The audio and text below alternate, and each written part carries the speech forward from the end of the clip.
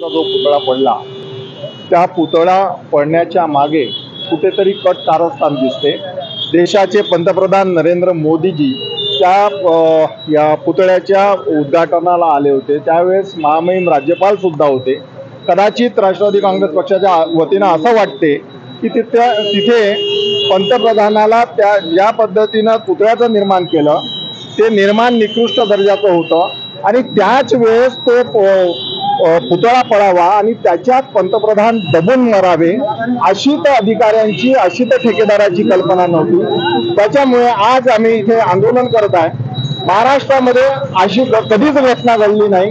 जे पुतळे आज वर्षानुवर्ष ज्या डोंगराळ भागामध्ये जे किल्ले उभे आहेत, पुतळे उभे आहेत, आज तो 8 महिन्याच्या पूर्वीचा जो पुतळा आहे तो पडलेला आहे। तो पुतळा कदाचित पंतप्रधानाच्या महामहिम राज्यपालाचा कुठेतरी हत्या करण्याचा त्याच्या मागचा उद्देश असू शकते, म्हणून त्या पुतळ्याचे नटबोल्ट जंगिजलेले होते, म्हणून त्याचं निर्माण जे निकृष्ट दर्जाचं केलं। तर त्या निमित्ताने आम्ही जे संबंधित आहेत, जे महाराष्ट्र सरकारचे जे प्रमुख आहेत त्यांच्यावरही सुद्धा कारवाई व्हावी। त्यांनी ह्या घटनेला स्मरून त्यांनी आपला राजीनामा द्यावा ही आमची राष्ट्रवादी काँग्रेस पक्षाची मागणी आहे।